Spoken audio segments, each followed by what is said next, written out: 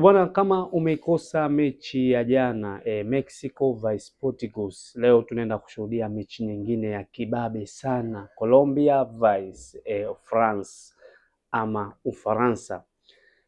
Mexico na Portugal, mechi malizika kwa bila, mechi ambayo ilikuwa mzuri, mechi ambayo ilikuwa na ushindani mkubwa uwanjani. Lakini leo tunaenda kushuhudia mechi kubwa nyingine, mechi ambayo itakuwa na msisimko mkubwa, Colombia vs France. Mara mwisho hizi timu kukutana ilikuwa ni Machi 23 siku ya Ijumaa mwaka 2018.